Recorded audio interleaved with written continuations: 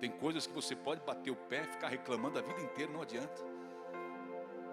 Troque as suas reclamações por agradecimento.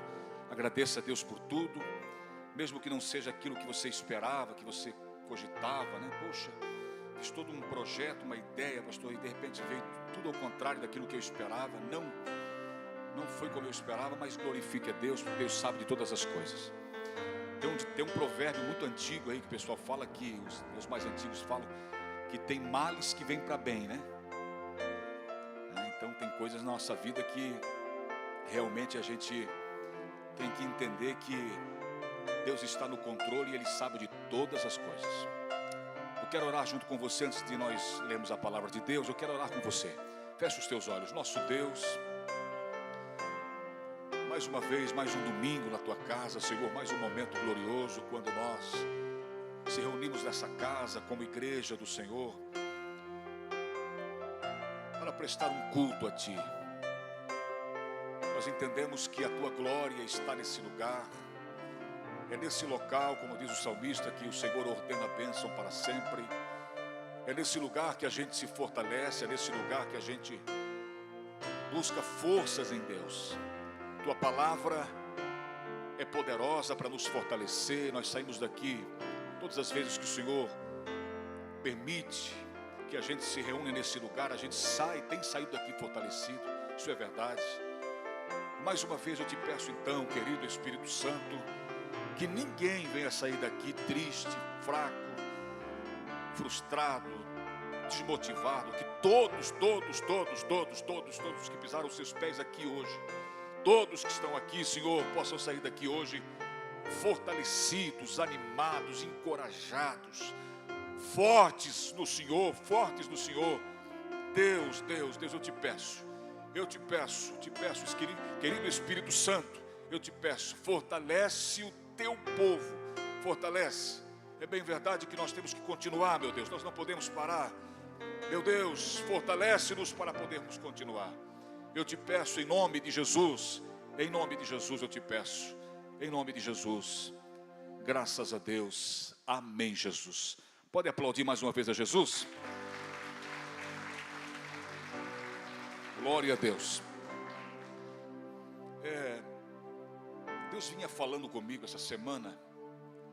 Tirei um tempo para oração e Deus vinha falando comigo que a gente sempre tem essa preocupação de trazer uma mensagem do coração de Deus para o teu coração.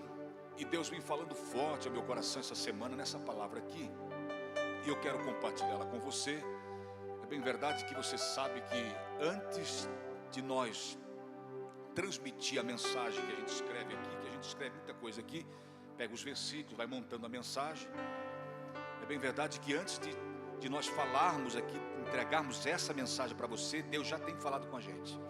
Isso é muito lindo, isso é muito importante, Então fique aí na expectativa, continue aí nesse espírito que você está de oração, de motivação, de que Deus vai falar contigo hoje. Você saiu de casa hoje, certo que Deus vai falar contigo, sim ou não?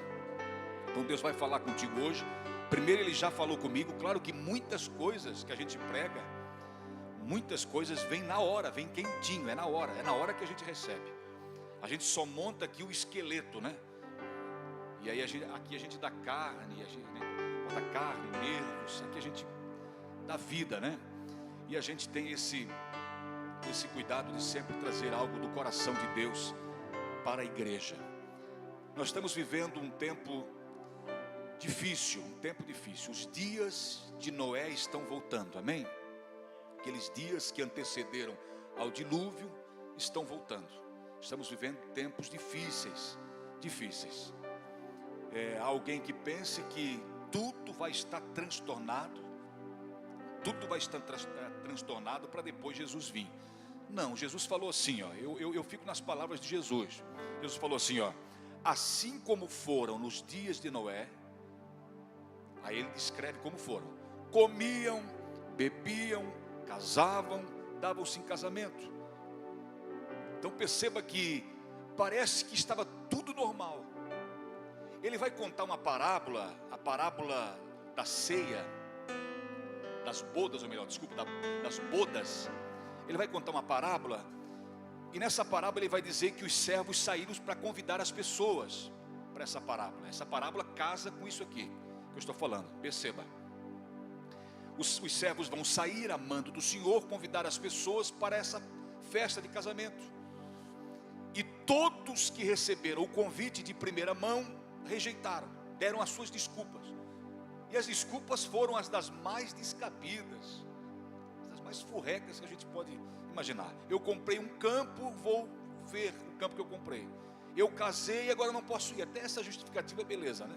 Casou, tal, vai para lua de mel, tal, né? Tem toda a programação, beleza. Essa até é justificada. Essa é até justificada. Dá para aceitar. O outro disse que comprou uma junta de boi e ia testar. Então cada um tem uma desculpa, e as desculpas esfarrapadas que não tem nexo. E aí depois, quando os servos voltaram, falaram assim: Senhor, a gente convidou e as pessoas rejeitaram, tal. Cada um deu a sua desculpa. Ele disse: agora voltem vão aos valados, aos lugares mais longínquos e convide todos, tal. Então perceba que as pessoas, elas estão sendo convidadas, elas estão recebendo, né? E não há mal nenhum em adquirir as coisas, em correr atrás das coisas. Não é, nós temos que correr, temos que lutar. Ganharás o teu pão com o suor do teu rosto. Podemos conquistar, devemos conquistar. Agora, quando as coisas ocupam o primeiro lugar, aí é perigoso. Olha só, assim como foram nos dias de Noé, comiam, bebiam, ou seja, que mal tem em comer e beber? Não tem mal nenhum. Mas as pessoas estavam tão entretidas nessas coisas e esqueceram do aviso de Noé, do pregoeiro, do pregador Noé, que estava pregando constantemente: Deus vai mandar um dilúvio sobre a terra, entrem na arca, se arrependam, entrem na arca. Não estavam nem aí, só queriam saber de comer, beber. Não tem nada de mal nisso, mas a questão aqui é essa aqui,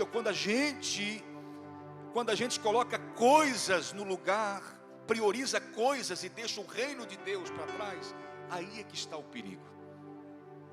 Os convidados para essa boda, todos deram desculpas. Então o que a gente está vendo hoje é que as pessoas estão priorizando coisas e estão deixando o reino de Deus de lado. E o que Jesus disse? Buscai primeiro o reino de Deus e a sua justiça, e as demais coisas vos serão acrescentadas. Então a gente vê hoje uma geração, um povo que caminha desorientado. Muitos estão desorientados porque falta muita orientação nessa questão. Porque nós podemos ter, mas nós temos que ter como se não tivéssemos. Amém? Você tem que correr atrás, tem que correr, tem que lutar, tem que batalhar, mas você não pode deixar as coisas de Deus em segundo plano. Em primeiro lugar é o reino de Deus, disse Jesus, e as demais coisas vos serão acrescentadas. Quando eu aprendo a priorizar o reino de Deus, irmão, tu pode ter certeza, Deus vai preparar todas as demais coisas. Amém? A questão do livramento, ele disse: ele dará ordem aos seus anjos a teu respeito. Então o céu vai te guardar, o céu vai abrir as portas, Deus vai encaminhar todas as coisas. Mas nós não podemos, e essa geração está incorrendo nesse erro, de deixar as coisas de Deus de lado e priorizar coisas. E isso é perigoso, amém? Mas não é sobre isso que eu quero falar, só de uma pincelada que Deus está mandando eu falar isso. Prioriza o reino de Deus. Eu quero ler com vocês lá em Gênesis capítulo 6, verso 17 e 18. Claro que isso que eu falei tem relação no que eu vou falar agora, tá ligado uma coisa com a outra. Deus já vai preparando todo o nosso coração para a gente já receber essa palavra. Gênesis capítulo 6, verso 17 e o verso 18, que diz assim, porque eis que eu trago, Deus falando, eis que eu trago um dilúvio de águas sobre a terra, para desfazer toda a carne em que há espírito de vida debaixo dos céus. tudo que há na terra expirará. Deus falando para Noé. Aí olha o verso 18. Mas contigo, Deus falou que ia fazer isso, mas o verso 18 está falando aqui, ó. Mas contigo, porém, estabelecerei a minha, o quê? Aliança. Entrarás na arca, tu e teus filhos, tua mulher e as mulheres dos teus filhos contigo. Amém? Glória a Jesus. Deus está falando para Noé sobre o juízo que virá sobre a terra. Mas antes, como sempre, Deus cuida da família. Deus prioriza a família. Deus tem algo com a família. Deus ama as famílias. Deus vai enviar um juízo, mas Deus olha para Noé e diz: mas contigo eu estabelecerei a minha aliança. E aí eu pus um tema aqui nessa mensagem, e o tema é: o que pode salvar uma família? O que pode salvar uma família? Nós estamos prestes a viver não, me perdoa, nós não vamos viver esse momento, nós vamos ser arrebatados antes, amém? Mas o mundo está prestes a sofrer um juízo de Deus. Virá um juízo, a Bíblia nos afirma categoricamente que virá um juízo. A terra está se preparando, a terra está sendo preparada para um acerto de conta. Os moradores da terra estão sendo preparada para um acerto de conta com Deus. Nós estamos vendo a corrupção, a devassidão, a ganância tomando conta, a humanidade caminhando terrivelmente. Os seus caminhos são os mais terríveis. Como eu falei, as pessoas estão se distanciando, não estão priorizando Deus, não estão nem aí para Deus, para o chamado de Deus, não estão nem aí para o chamado de Deus. Então nós estamos vendo a humanidade cada vez mais arredio, cada vez mais distante de Deus. As pessoas estão pondo coisas entre eu e Deus,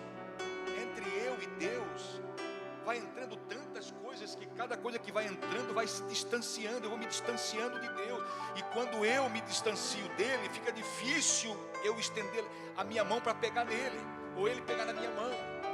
Muitas coisas entre o homem e Deus estão entrando ali, a ponto de afastá-lo de Deus. Nós estamos vendo isso. E aí, diante disso, nasce essa pergunta aqui: o que pode salvar uma família? Porque os dias de Noé eram dias de corrupção, de violência. A terra estava se enchendo de violência. Você pode ler em casa depois, Gênesis capítulo 6, né? As famílias estavam mergulhadas no pecado, havia uma devassidão terrível. Mas no meio daquela geração, se você ler a Bíblia, no meio daquela geração, esse homem se destacou. Noé se destacou.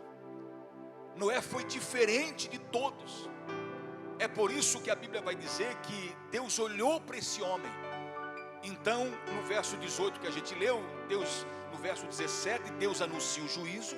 E no verso 18, Deus, observando a integridade desse homem, a fidelidade, o modo diferente que ele vivia, Deus então disse: mas contigo eu vou destruir a terra, toda a carne vai ser destruída, mas contigo é diferente. Então hoje, se a gente for pensar, irmãos, no Novo Testamento, vemos aqui na frente, século 21, era pós-moderna, nós temos também um anúncio, uma previsão bíblica de um acerto de conta, de um juízo que virá para a terra. Porém, o que Jesus falou quando instituiu a ceia? Quando ele pegou o pão, ele disse: isso é o meu corpo. Sim ou não?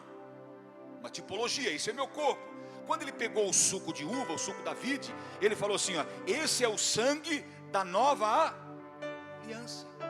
Está vendo? Então há uma previsão de um juízo que está vindo aí. Isso vai ser inevitável.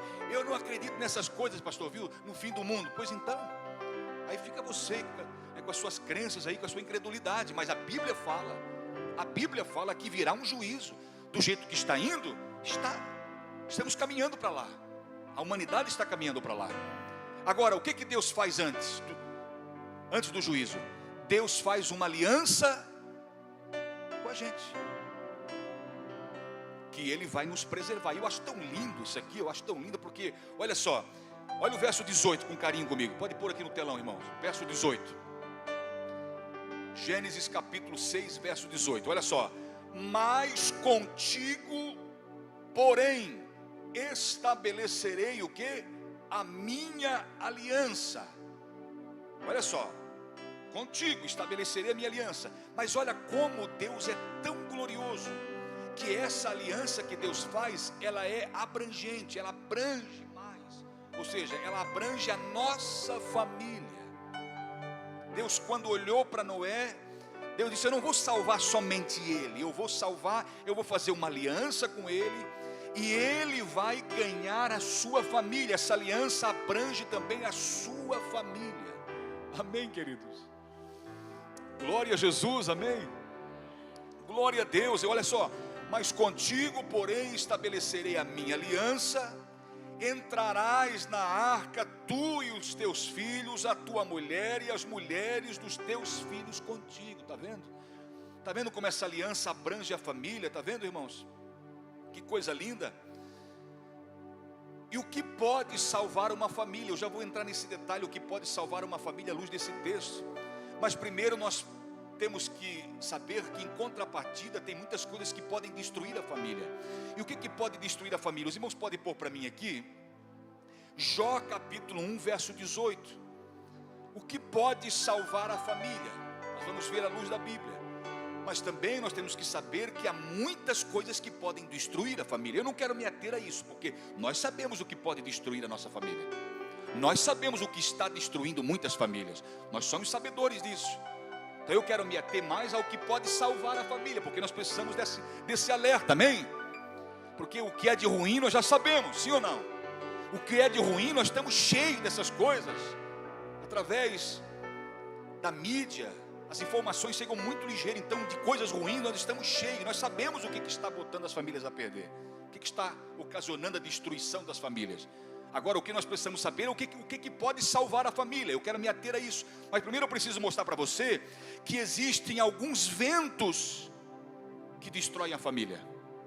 Jó capítulo 1 verso 18. Jó capítulo 1 e verso 18 diz assim, ó: estando ainda este falando, veio outro e disse: estando teus filhos e tuas filhas comendo e bebendo vinho em casa de seu irmão primogênito, eis que um grande vento sobreveio. Diga comigo: um grande vento. Um grande vento sobreveio da além do deserto e deu nos quatro cantos da casa, o qual caiu sobre todos e morreram. E só eu escapei para te trazer essa notícia. Então, olha só, que ventos são esses que podem destruir a família? Que ventos são esses? Que ventos são esses? O vento da incompreensão. Vou citar alguns rapidinho para você entender. O vento da incompreensão pode destruir uma família. Os ventos da falta de comunicação, isso pode destruir uma família. Pastor, mas não há mais comunicação entre nós. Pois então, essa falta de comunicação, esse vento chamado falta de comunicação pode destruir a sua família. O vento do desamor. Pastor, lá em casa está uma guerra, parece que ninguém mais ama ninguém. Pois então, o amor tem se esfriado. Pastor, pois então, isso aí pode destruir a sua família.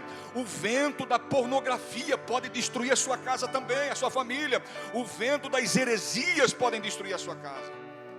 E há muitos ventos que podem destruir. O vento matou, deu um ventaval, matou todos os filhos de Jó. Então tem muitos ventos que podem destruir a família.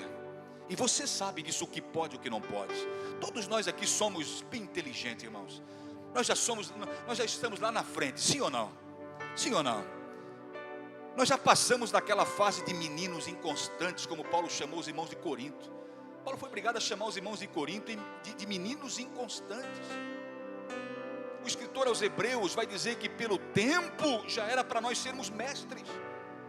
Tem pessoas que não sabem ainda, estão que nem o povo lá de Nínive, não sabe diferenciar entre a mão direita da esquerda. E está tanto tempo na igreja, não sabe o que é certo, o que é errado. Não busca a direção, o direcionamento do Espírito Santo, irmão. O Espírito Santo de Deus, Paulo disse assim, ó: não sabeis vós que sois o templo de Deus e que o Espírito de Deus habita em vós? Ou seja, eu tenho o Espírito Santo. Quando você vai fazer alguma coisa que aquilo fica te perturbando, irmão, não é coisa da tua cabeça não, meu irmão. É o Espírito Santo em você dizendo: não faça, não faça, não faça, meu filho.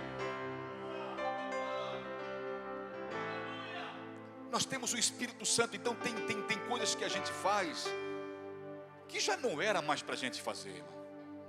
Tem pecados repetitivos que Deus falou: meu Deus, de novo. O anjo da guarda, né, que a gente aprendeu lá atrás, isso aí é sério, tem anjo da guarda. O anjo do Senhor, Salmo 34, verso 7. O anjo do Senhor acampa-se ao redor dos que o temem e os livra. Temos anjos da guarda.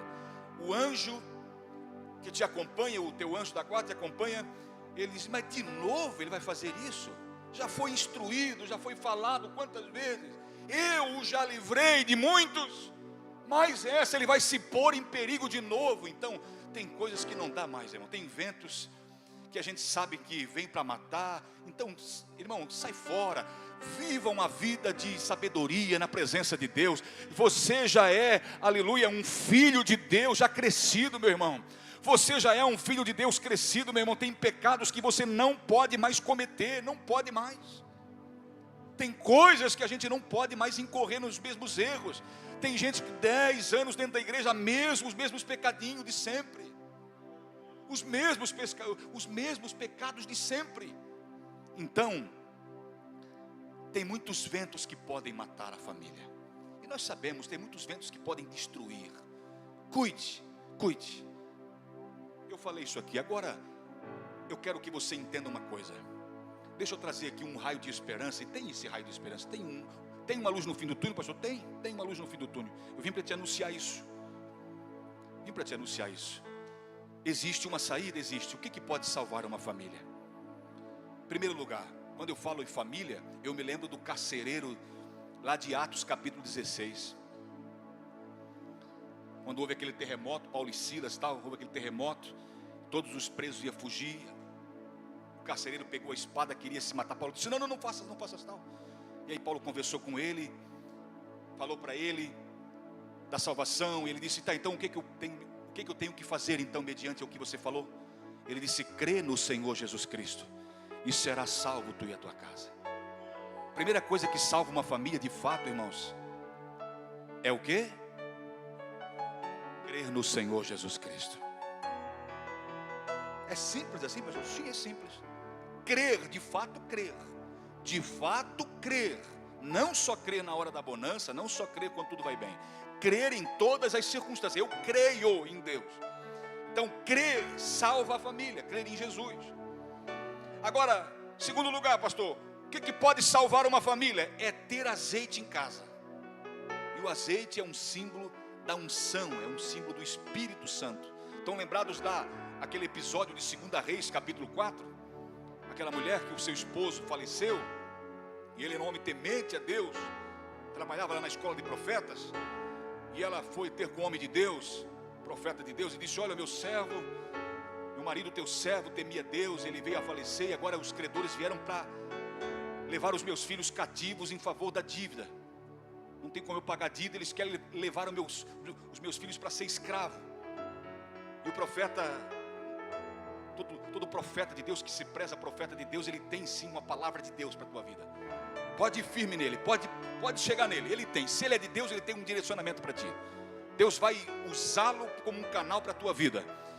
E ela foi ao homem de Deus, o homem de Deus disse: tá, tudo bem, essa situação é, declara-me o que tu tens em casa. Declara-me o que tu tens em casa. Ela disse: olha, tua serva não tem nada a não ser um pouquinho de azeite na botija. Não está escrito, mas quem sabe ele bradou no seu coração: opa, é tudo o que eu preciso, um pouquinho. Tem um pouquinho, é desse pouco que Deus multiplica. É de 5 pães e 2 peixinhos que ele alimenta 5.000, fora mulheres e crianças. Deus é assim, é do pouco. E aí ele disse assim: então vai nessa recomendação aqui, ó. Mande os teus filhos na casa dos vizinhos buscarem vasos emprestados. E não poucos, viu? E não poucos. E eles foram conforme a fé deles. conforme cada um podia trazer também. E colocaram os vasos assim. E aí diz a Bíblia que ela fechou a porta. Foi num lugar secreto, né? É no lugar secreto que Deus enche, né? E aí no lugar secreto, ela ia pondo um pouquinho. Os irmãos estão na terra, queridos? Ela ia pôr um pouquinho de azeite em cada vaso. E aquele azeite aumentava, e de repente acabou o azeite, porque acabou os vasos. Porque senão, se tivesse vaso, enquanto houvesse vaso, tinha azeite jorrando. Deus é assim, milagre de Deus é assim. E aí o profeta deu a instrução para ela, continua a instrução. Disse: agora pega todo esse azeite aqui, vai, vende, paga os seus credores, paga lá quem você deve, e vive do resto. Amém?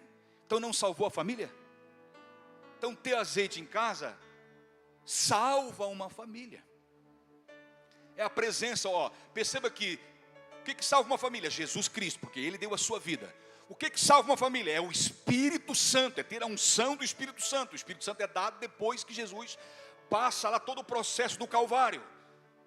Vai se assentar-se à direita de Deus Pai. Ele disse: eu não vos deixarei órfão, mandarei o Consolador, outro Consolador. Veio o Espírito Santo, ou seja, o que salva uma família é ter o Espírito Santo, é ter a unção. E agora, quando eu olho lá para 1 Crônicas, capítulo 13, verso 13 e 14, Davi, quando começou o seu governo em toda Jerusalém, toda Israel, ele disse: eu vou buscar a arca de Deus. Eu não posso governar sem a presença de Deus. O que salva uma família? É ter a arca de Deus, é ter a presença de Deus. Mas ele não pôde naquela ocasião, diz a Bíblia. A narrativa diz que ele não pôde. E aí então essa arca foi para a casa de Obed-edom. Ela ficou 3 meses lá. Pensa numa família abençoada. Pensa numa família abençoada, porque tinha a arca de Deus, tinha a presença de Deus ali. Bendito seja o nome do Senhor, bendito seja o nome do Senhor. O que salva uma família, pastor? Pastor, nós estamos à beira de um juízo severo de Deus, sim, a qualquer momento. A qualquer momento. E o que salva uma família? Jesus, o Espírito Santo, é ter a arca de Deus. E o que salva também uma família, pastor? À luz do texto que você leu.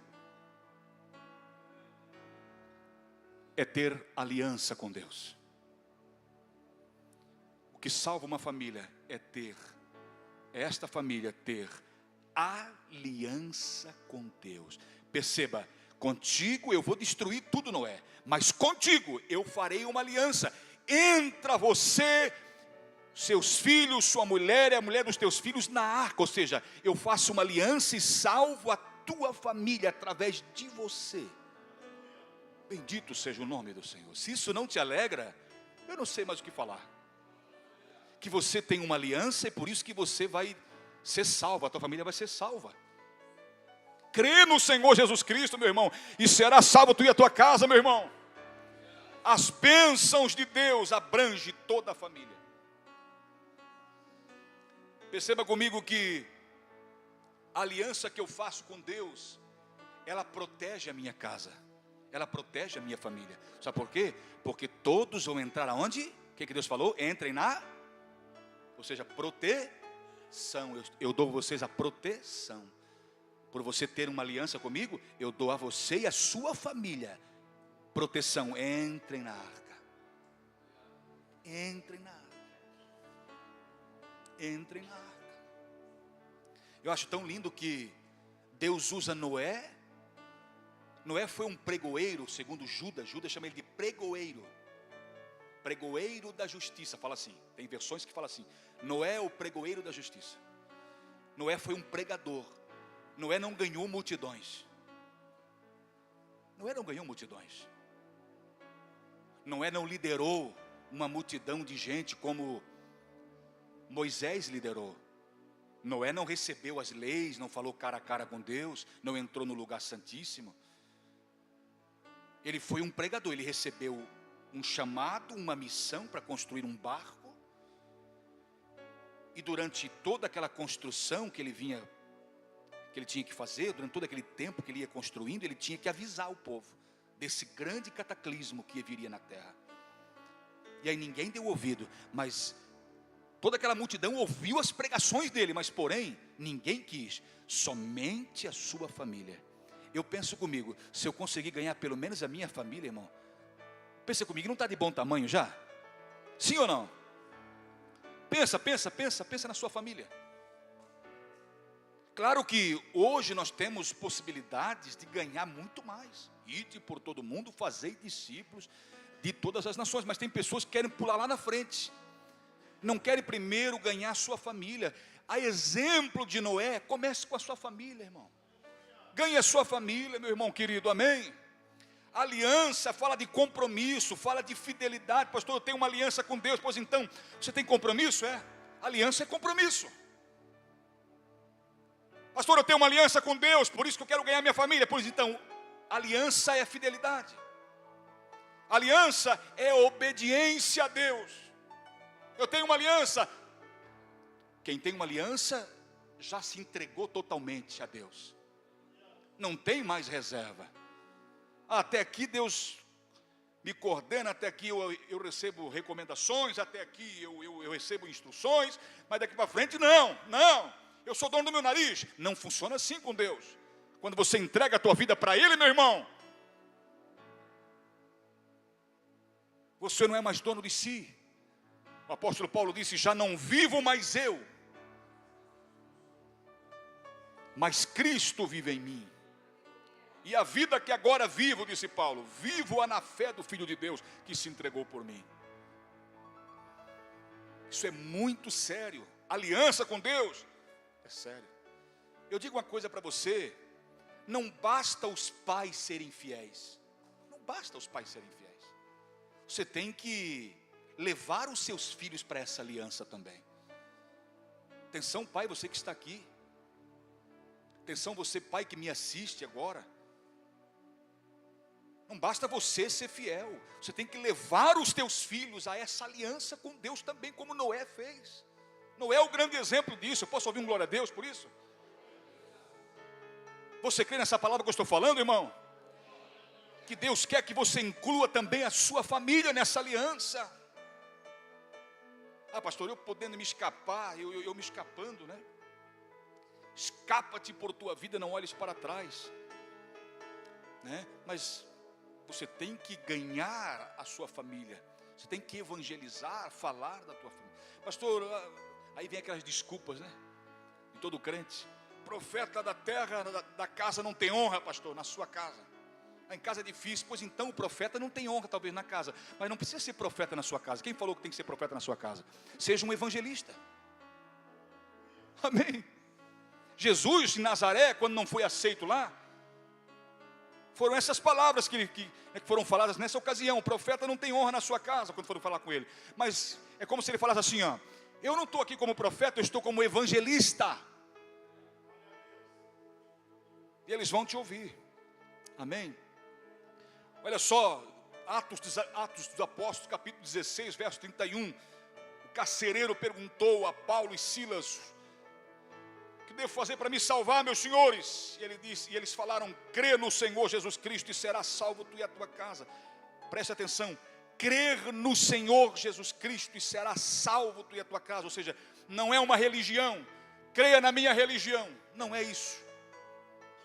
Não é religião superficial que vai salvar os lares. Não é religião superficial, mas é uma aliança firme com Deus. Você não veio para uma religião. Veio para a minha religião, meu filho. Não, você não veio para uma religião. Você veio para Jesus Cristo, para uma aliança com Deus. Bendito seja o nome do Senhor. Eu sinto Deus aqui nessa noite. Deus me falara ao coração essas palavras durante essa semana. Quando eu orava, Deus falava, meu filho, haverá um grande juízo sobre essa terra. E eu leio muito Apocalipse, eu gosto do livro do Apocalipse. Quando muitos correm do Apocalipse, eu amo o Apocalipse. Eu vou de, uns correm para lá e eu vou de encontro ao Apocalipse, porque eu amo o Apocalipse. Eu amo o livro do Apocalipse. E olha que foi custoso para entrar no cânon, né? Só depois de 400 anos que já tinham reconhecido, passado, todos os demais livros da Bíblia passaram pelo cânon, foram aceitos, receberam assinatura. E o Apocalipse, depois de 400 anos que eles inseriram o Apocalipse, reconheceram como inspirado por Deus. Mas João teve todas as visões e as revelações que nós precisamos hoje para para despertar a gente, para despertar nós. A palavra vem como um aviso. É como se nós tivéssemos, eu imagino assim, como se nós estivéssemos andando numa estrada, e você começa, liga o carro, entra na BR e começa a andar, você vê uma placa Gênesis. Tudo começou em Deus. Você vai andando, Êxodo, Deus liberta o seu povo. Você vai vendo as placas no caminho que vai sinalizando, você vai te alertando. E você chega quase no final da sua viagem, você vê uma placa lá, Apocalipse, revelação de Jesus Cristo, que deu aos seus servos para mostrar as coisas que hão de acontecer.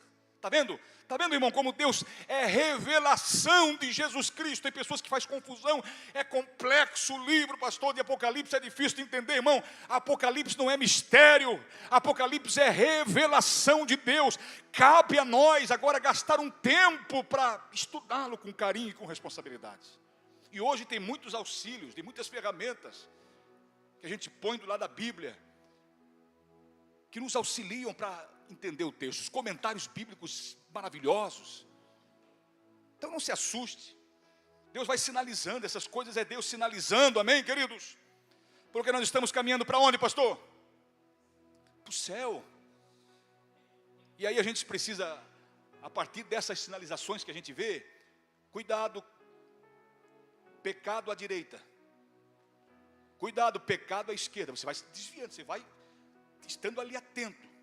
Cuidado com Jezabel, você vai saindo fora que Jezabel está por ali. Cuidado com as mentiras e os erros, as profetadas de Balaão, você vai cuidando. E assim você vai sendo balizado. Nessa sua jornada, você vai sendo guiado, orientado pela gloriosa palavra de Deus. Eu amo a Bíblia, amém, queridos? Então a Bíblia não é uma religião. Agora, eu te pergunto, que tipo de aliança você tem firmado com Deus? Que tipo de aliança? Preste atenção, que tipo de aliança? Que aliança? É compromisso, é fidelidade, é firmeza, é vida com Deus, é estar totalmente na dependência de Deus. Quem fez uma aliança é isso aí, amém? Porque, na verdade, uma vida consagrada, se nós vivemos uma vida consagrada, como Noé viveu, a nossa vida consagrada vai impactar gerações. Eu vejo isso através de Noé. Uma vida consagrada como Noé teve, até hoje continua se falando dele. Olha só como vai atravessando o tempo, as épocas, as gerações, vai impactando as gerações. Uma vida consagrada a Deus. E a Bíblia diz que ele era íntegro, fiel a Deus. Um homem que vivia, olha só o verso 8 comigo. Gênesis capítulo 6, o verso 8, os irmãos podem pôr aqui. Gênesis capítulo 6, o verso 8, os irmãos estão por aí, queridos. Dá um glória a Deus aí. Bate na mão do seu irmão, diga assim: meu irmão, a vitória é nossa hoje, hein? Isso, bate aí para ele ficar despertado aí um pouco. Olha só, verso 8, Gênesis capítulo 6, verso 8. Eu acho tão lindo isso aqui. Porém, Noé achou graça aos olhos do Senhor. Está vendo quem tem aliança? Por que tem aliança? Porque ele achou graça aos olhos do Senhor. Enquanto todos seguiam pelos seus próprios caminhos, Noé foi distinto daquela geração. Todos seguiam. A maioria está fazendo, pastor. A maioria está fazendo. A maioria dos ministérios estão fazendo, a maioria dos pastores estão fazendo. Todo mundo aderiu à proposta, pastor. Então acho que não tem problema não. Pois então, Noé, no seu tempo, quando alguém falava isso para ele, todo mundo está indo num sentido para lá. Todo mundo está tranquilo naquela proposta, Noé. Ele disse: não, eu não vou nessa. Isso aí, ele vivia distinto, ele vivia, ou seja, quando a Bíblia fala aqui, porém Noé achou graça aos olhos do Senhor, quer dizer que Noé vivia uma vida o quê? Diferente. Quer achar graça aos olhos de Deus? Quer que Deus olhe para você e diga: viva diferente. Viva diferente. Caso contrário, se você se misturar com os demais, um dia as pessoas vão chegar. Jesus disse assim, naquele dia muitos me dirão, dia do juízo: mas Senhor, eu profetizei no teu nome, eu expulsei demônios, falei, fiz muitos milagres no teu nome, muitas maravilhas. Disse: apartai-vos de mim, eu não vos conheço. Nós não podemos ir no embalo da multidão. A multidão que segue e que é beneficiada por multiplicações de pães e os sermões mais lindos e empolgantes de Jesus, libertadores, depois está lá na frente dizendo: o que vocês querem? Pilatos disse: que solte ele ou Barrabás. Soltem Barrabás e crucificam o Nazareno. Os mesmos. Então não vai pela maioria, vai pelo que é certo, amém? Eu prefiro comer farinha com Jesus do que caviar com o diabo. Eu prefiro viver uma vida piedosa, uma vida privada de muitas coisas aqui, porque essa geração está mal, as coisas estão mal aqui. Então eu prefiro me privar de muitas coisas mesmo e depois ir para o céu, do que desfrutar de todas aqui e depois ir para o inferno, irmão. Tem pessoas que dizem: pastor, passar a eternidade não é passar, não passa não, lá não passa não, as coisas como aqui não, aqui passa, porque o nosso tempo é o cronos, é o tempo sequencial, contado com tempo, com dias, horas, meses. As coisas passam aqui. Jesus disse: passa céu, passa terra, mas lá, irmão, a eternidade não passa jamais, é para todo sempre. Eu vou passar a eternidade. Não passa, você vai viver a eternidade para sempre. Numa condição, quem sabe, terrível daqueles que desprezam a Deus. A condição de eternidade para eles é uma condição descrita pela Bíblia, é terrível. Um homem rico, se vestia de púrpura, todos os dias fazia banquetes na sua casa. Estava lá um missionário na sua casa, batendo na porta dele, dizendo: estou até um pouco doente aqui, e dá um pouquinho desse pão aí para mim, dá um pouquinho, estou com fome, eu preciso se alimentar. Vai para lá, rapaz, vai para lá com essas coisas. E Lázaro pregava para ele. Lázaro era um pregador. Chegou o dia mau, né? Basta cada dia o seu mal. Morreu o rico e foi sepultado, diz Jesus. A Bíblia nem conta muito.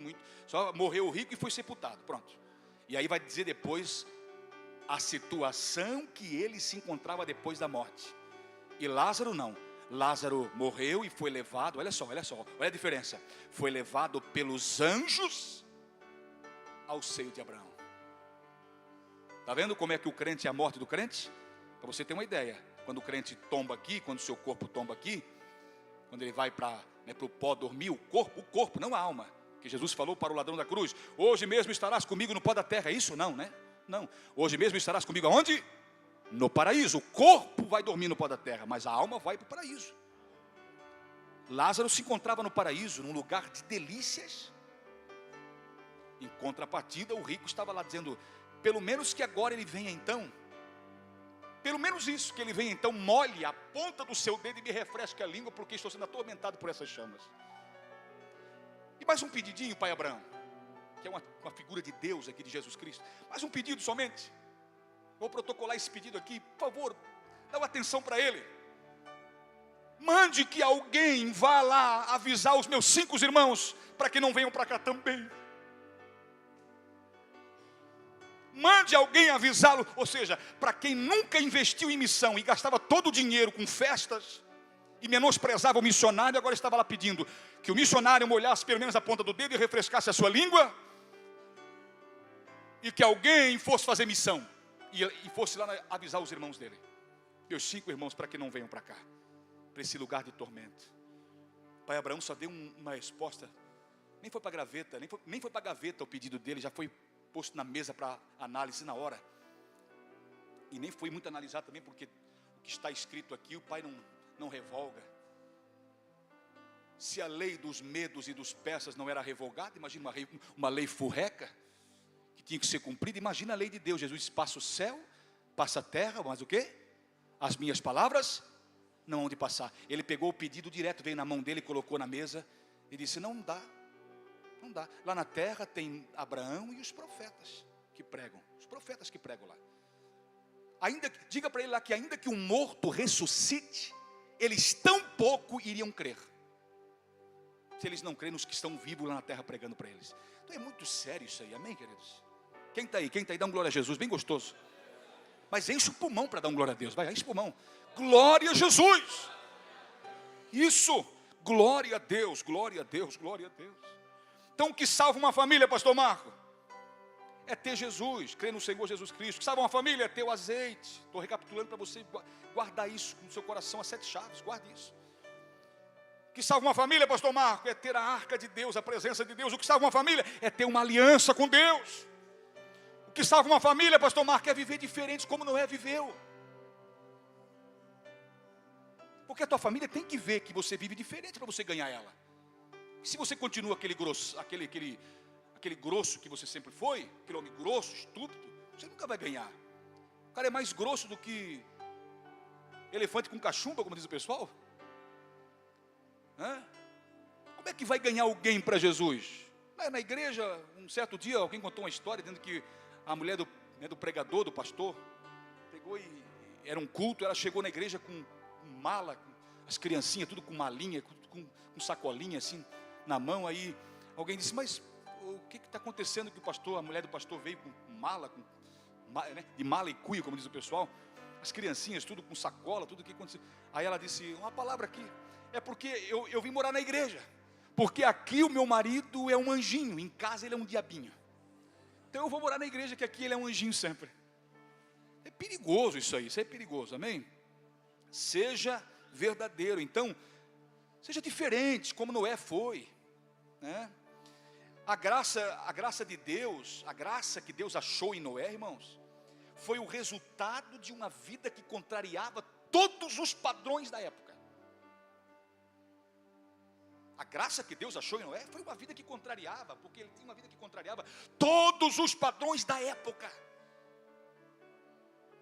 Tanto é que imagina o quanto esse homem era taxado, hein?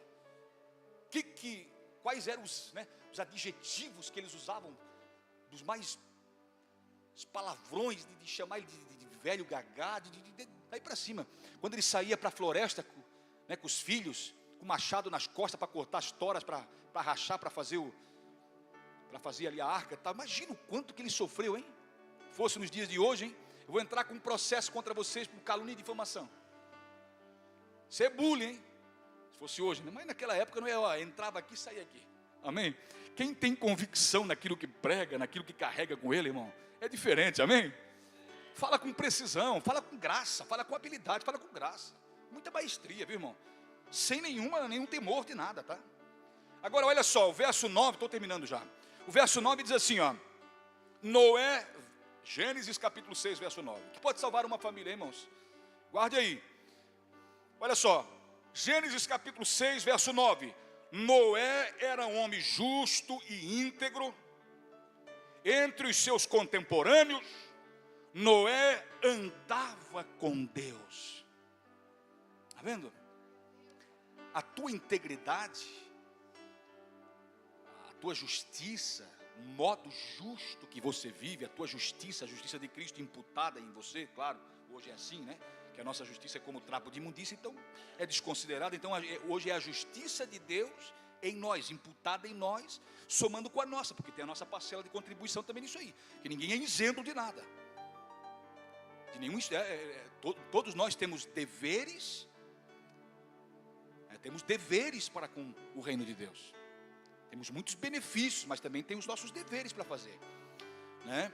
E aí o que diz? Ele era justo, verso 9 diz que ele era justo, íntegro, entre os seus contemporâneos, e andava com Deus, Não basta conhecer Deus, não basta conhecer, é preciso caminhar todos os dias com Ele. Tem gente que eu conheço, mas por aí, você caminha todos os dias, porque é um caminhar diário. Daqui um pouco vai terminar o culto, vamos para casa, amanhã é segunda-feira, você não pode ficar entediado que amanhã é segunda, amanhã é segunda. Quantos queriam saúde para amanhã acordar cedo para trabalhar, e a gente fica reclamando por pouca coisa? Glorifica a Deus, está ruim, mas está bom, amém? Está ruim, mas está bom. Olha para aqueles lugares que tem guerra lá, olha lá para a faixa de Gaza, para a Ucrânia, está ruim, mas está bom para nós. Então vamos glorificar a Deus. Amanhã já começa assim, já levanta, né? Segunda-feira, poxa, vamos lá, minha filha faz um cafezinho para mim aí, né? Eu cheiro e tal, a mulher já vai chegando na mesa com aquele café, aquela cuca abençoada, come, vai para o trabalho feliz da vida, entusiasmado, alegre, e volta dando glória a Deus. É isso, que Deus quer isso. Para de olhar, ficar olhando para baixo, meu irmão. Seja um crente águia. Amém? Uma visão expandida. Não, Deus tem me abençoado, eu vou continuar lutando. É isso que Deus quer. Então, o caminhar diário com Deus é importante, não basta apenas conhecê-lo. A justiça e a integridade de Noé, irmão, vinham dessa comunhão constante com Deus que ele tinha. A justiça e a integridade que ele tinha, que Deus disse, tu és um homem justo, íntegro.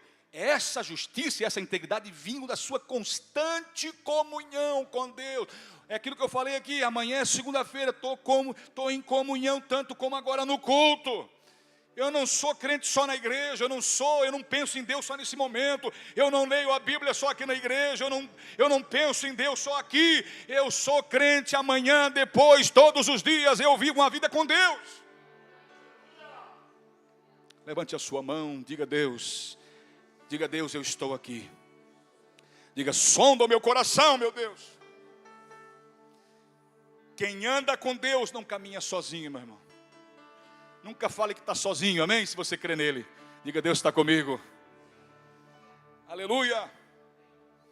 Leve a sua família também a caminhar com Deus. Noé fez isso.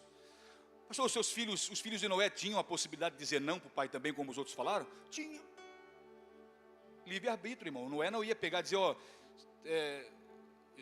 porque é Sem, Cã e Jafé, né? Os filhos de Noé. De repente, se Jafé falasse assim, pai, eu não quero. Noé poderia falar assim, né, para a esposa dele combinar. Eu até vi nesses tempos atrás, aí eu vi um filme de Noé, passou ali, eu cliquei em cima para ver um pedacinho, e eu me horrorizei. Eu disse, Jesus, o que é isso? Um Noé revoltado, de integridade e de justiça, não tinha nada naquele filme. Pensa num homem revoltado que batia as coisas no chão, e vamos cortar madeira, porque tem que cortar madeira. Atribulado, Noé atribulado. Noé não é crente aquele ali, é outro Noé. É outra história, não está na Bíblia. Isso não é o Noé da Bíblia. Seus filhos podiam dizer não? Podiam. E ele podia dizer, eu vou amarrar os meus filhos dentro da arca para eles não. Não, mas não é assim. Deus quer que a gente leve a família, mas a partir do exemplo que elas veem em nós. Sabia, irmãos? A família tem que ir. Nós temos que ganhar a partir do exemplo. Você não precisa nem pregar. Eu vou dizer uma coisa para você, precisa nem pregar. Pastor, eu não sei pregar como o seu faz de bolsa aí, né, pastor Ricardo faz, né, pastor Aline prega aqui, os pastores pregam, pastor Fernando, os pastores. Eu não sei fazer esses esboços que os senhores fazem aí, não. Não sei fazer isso aí. Pois então, não precisa nem fazer isso não, tá? Beleza? Estamos combinados? Não precisa nem fazer isso. O que você faz então? Pregue com o seu exemplo. Pregue com a sua justiça, com a sua integridade. Noé ganhou os filhos assim, com a sua justiça. Se fosse o contrário disso, eles não teriam entrado. Porque eles falariam assim, meu pai lá fora prega bonito, chega dentro da arca aqui da nossa casa, aqui, ele quebra o pau aqui, faz tudo, chama todo mundo de burro. Eu não vou servir esse Deus do meu pai aí. Uma mensagem simples, né? Uma mensagem simples, mas é para o teu coração. Olha só. Sua influência espiritual sobre a sua família começa com o seu andar diário com Deus. Preste atenção nisso. Agora correndo para o final. Agora o 6, Gênesis 6 e 22. Que diz assim, isso aqui é lindo demais. Isso aqui é lindo. Eu estava lendo ontem, estava meditando lá no 7, no capítulo 7 de Gênesis. A partir do verso, se não me falha a memória, acho que 3, 4 por ali. Que aí Noé construiu a arca no seco. Não foi construiu a arca no seco. Quem já viu a soltura quando eles fabricam o navio aqui em Navegantes, eu vi por um vídeo que me mostraram. Eles fabricaram todo aquela engenhosidade, aquele baita daquele navio, e chegou o dia deles soltar na água. Aí rola lá pelo negócio, solta na água e tal, aquele negócio. Aí, veja bem, no capítulo 7 vai dizer que a arca começou a flutuar. E ela se levantou e foi flutuando. Ou seja, por que deu tudo certo?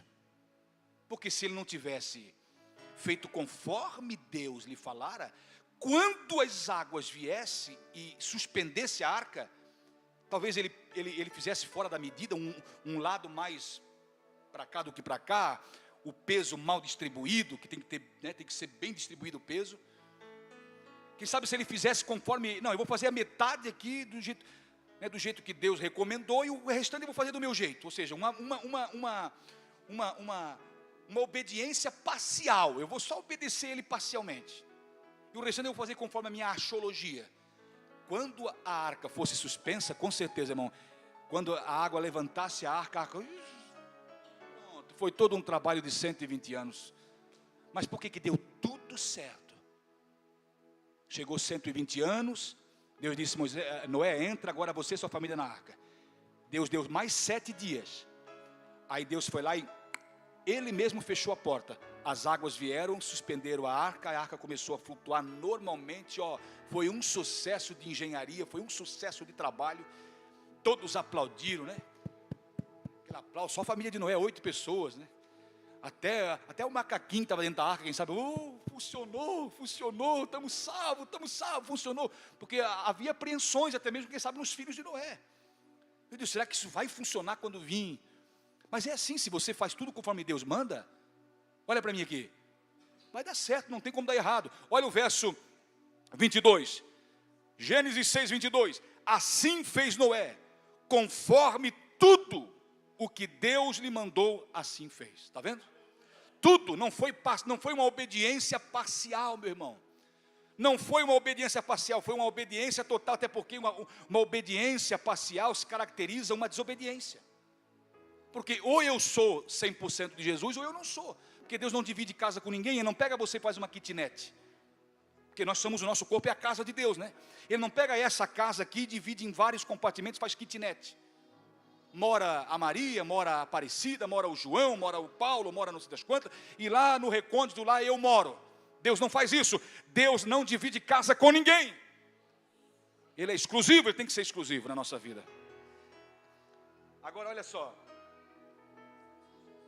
O que é a obediência, né? Jesus vai falar lá em Mateus 7 e 24. Quem ouve as minhas palavras e as pratica. O ensino, né? O ensino ele constrói. O ensino, ele constrói. Diga comigo, o ensino, ele constrói. Diga assim, a prática mantém. Porque olha só, quem ouve as minhas palavras e as pratica, ou seja, o ensino, quem ouve as minhas palavras e ensino, e as pratica, será comparado a um homem prudente que edificou a sua casa sobre a rocha.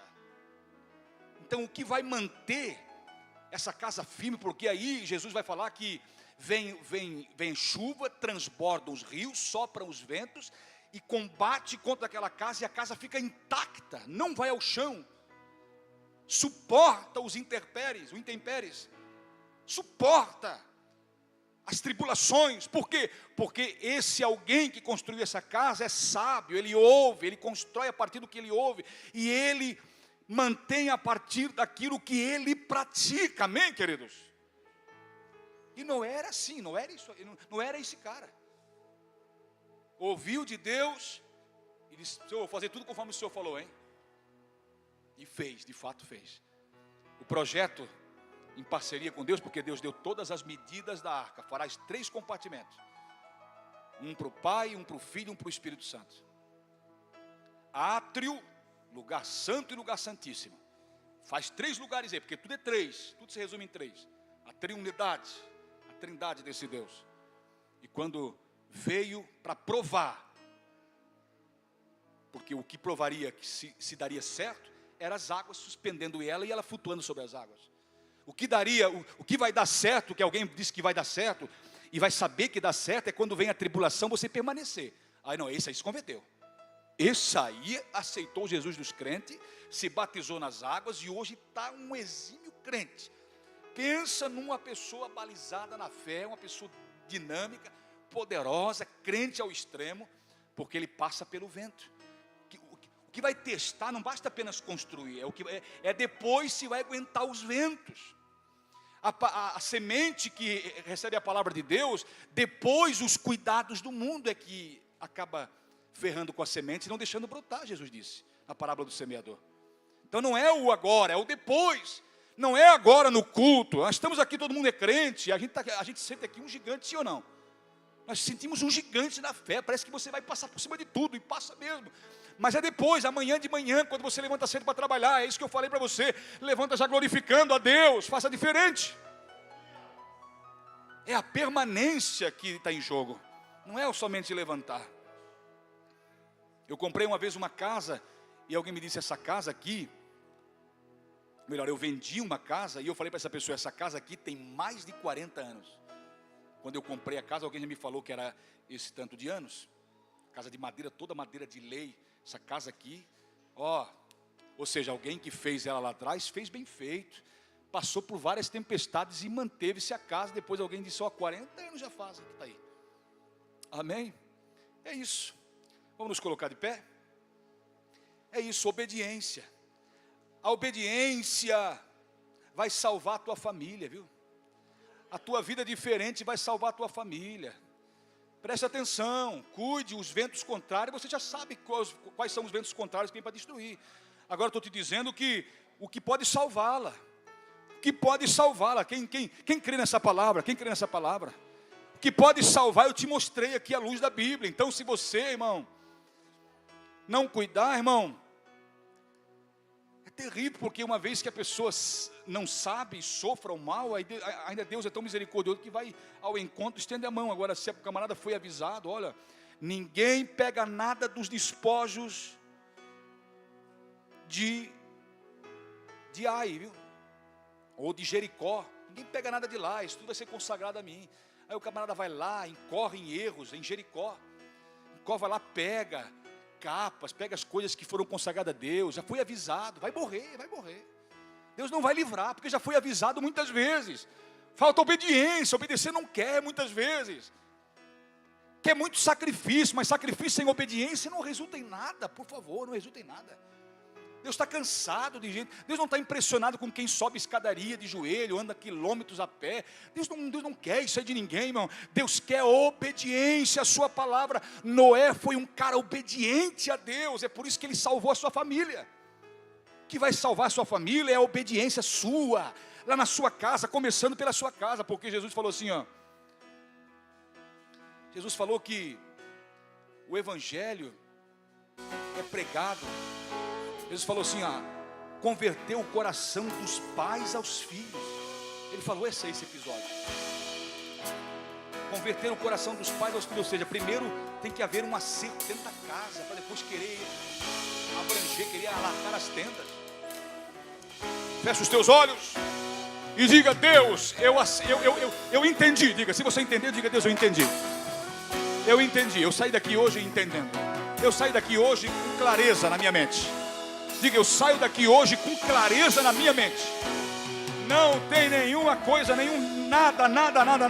Não está ofuscada a minha visão. Eu saio com a visão ampla daqui, nítida das coisas. E eu sei o que vai salvar a minha família, meu Senhor. Aleluia. Adore ao Senhor.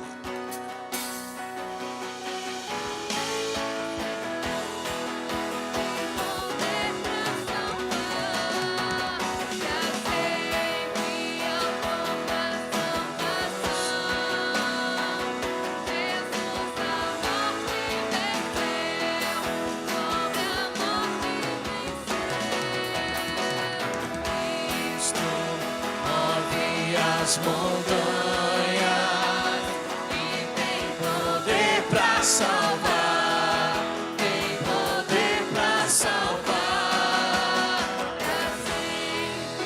Nós vamos orar nesse instante. Coloque a mão no coração. Coloque a mão no coração. Olhe para dentro de você e diga, se você tem coragem aí, diga assim, Deus, de fato eu preciso mesmo. Se você tem coragem se você admite, tem coragem de falar isso, diga, Deus, de fato eu preciso mesmo. Diga assim, eu preciso parar para pensar em tudo isso. A correria é tão grande que a gente não para pensar nesses detalhes que são tão importantes. Deus, guarda o nosso coração, onde procedem as saídas da vida. Guarda a nossa mente, ilumina a nossa mente. Guardar a mente é trazer sobre nós aquilo que Paulo disse, o capacete da salvação. Nós precisamos dele. Então blinda a nossa mente. A couraça protege o nosso coração. Põe em nós a couraça da justiça. Calça os nossos pés para que eles não enveredem para caminhos tortuosos. Não calça eles. Calça os nossos pés. Ah, meu Deus, dai-nos a espada do Espírito para lutarmos. A guerra, por muitos ignorada, é uma realidade. Nós vemos o nosso país como está, meu Deus. Isso já passou do âmbito natural das coisas físicas. Isso já é uma guerra espiritual e poucos têm entendido isso. Agora imagina, meu Deus, eu imagino, meu Senhor, e tu sabes, eu imagino, mas tu sabes o quanto as famílias são vítimas, sofrem, quanto o diabo ataca as famílias. O diabo quer pôr o pai contra a filha, filho contra o pai, a nora contra a sogra, sogra contra a nora. O diabo quer promover dissensão, confusão nessa casa. Ah, meu Deus, em nome de Jesus, eu dou uma ordem agora, pelo poder do nome de Jesus, porque tu mesmo falaste, tu mesmo nos otorgou esse poder. O Senhor mesmo nos deu essa autoridade, dizendo: em meu nome expulsarão os demônios. E no nome de Jesus eu expulso esses demônios que têm tentado contra as famílias dessa igreja.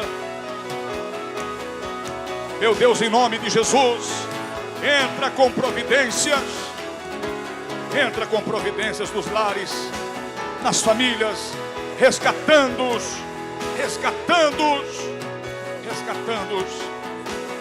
Traz harmonia. Traz harmonia, esse amor glorioso. Unidade, meu Deus, unidade para essa casa. Esse demônio que vinha bagunçando, promovendo contendas, eu ordeno agora, pelo poder que é no nome santo de Jesus Cristo, que ele saia agora, pega tudo que é dele, saia. E essa casa recebe a marca de Deus, o sangue do Cordeiro, como propriedade exclusiva de Jesus. Eu sei que tu podes fazer muito mais do que pedimos e pensamos. Age com poder. Eu te peço, meu Senhor. Coloque a mão no ombro do seu irmão, diga: meu irmão. Diga para ele, diga meu irmão, chacoalha, diga: meu irmão, eu ministro sobre a sua vida a graça de Deus, o poder de Deus. Diga assim: meu irmão, o que você precisa é de poder de Deus. Diga assim: então receba. Receba em nome de Jesus. Receba em nome de Jesus. Receba em nome de Jesus.